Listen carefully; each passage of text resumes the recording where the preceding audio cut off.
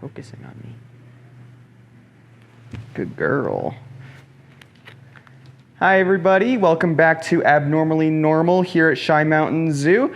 Even though things are a little bit abnormal out in the world, things at the zoo are still working pretty much as normal. My name is Bryce. I'm a zookeeper here in the Loft and Big Backyard. And this is Kirra. She is our Tawny Frogmouth. Now, this is a bird species native to Australia, the scrubland, dry woodlands of Australia.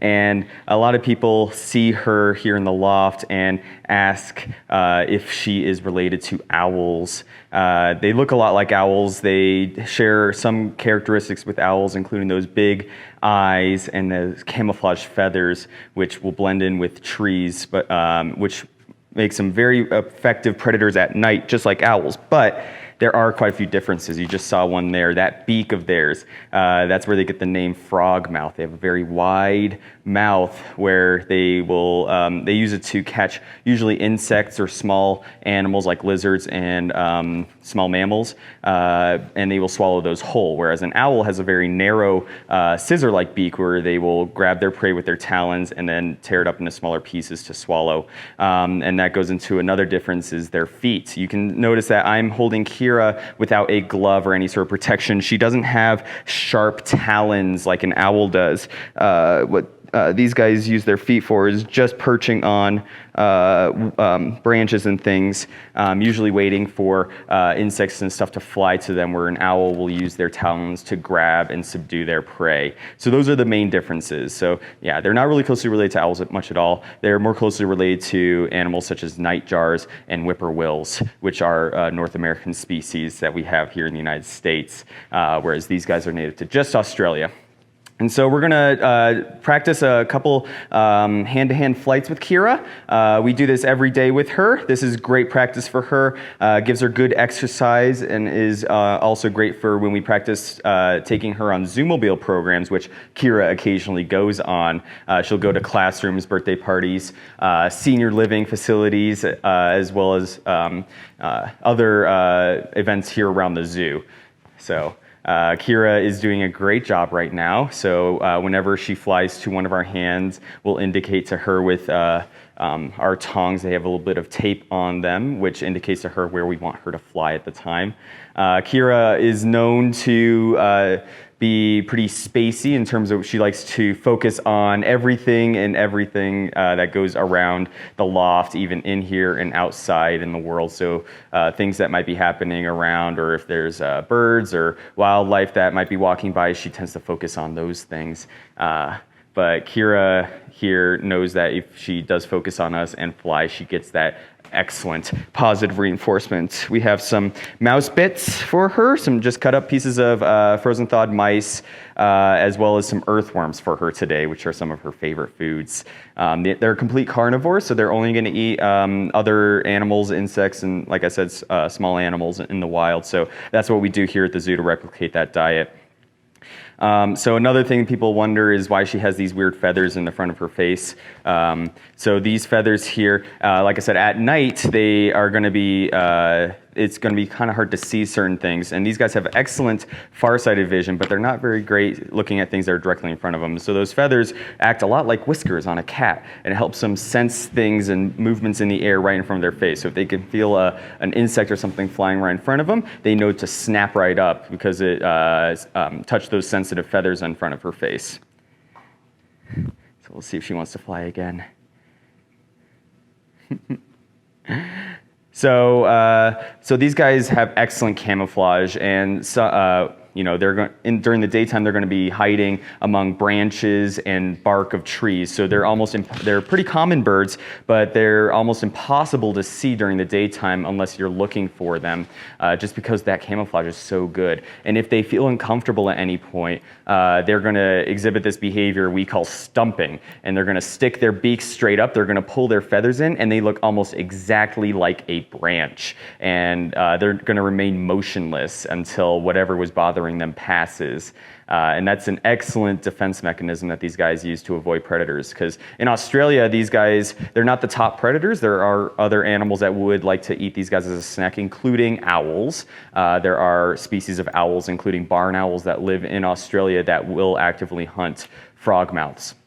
So they have that adaptation to protect them from those predators. Another thing you might see when she opens her mouth for the treats we're feeding her is that it's actually kind of a pale yellowish color. Alia is going to give her a treat, and we can see that coloration, hopefully.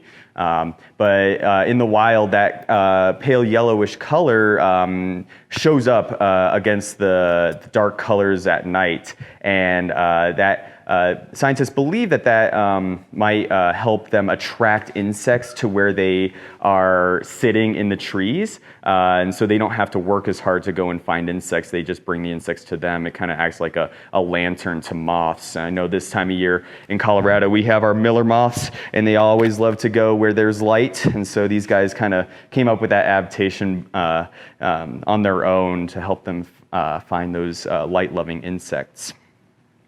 All right, so we're going to do a couple more flights back and forth. Now, they don't have silent flight like owls do. That's another thing sometimes people ask us. Owls are known to have a lot of adaptations for flying silently. They're ambush predators. They don't want to be noticed by their prey, so they have special soft feathers when they fly, so it basically eliminates any sound that they make. Frogmouths, because they don't hunt the same way as owls do, they don't have the silent feathers or the silent flight. So when she does fly, you're going to hear a little bit more flapping than you would if you listen to an owl fly.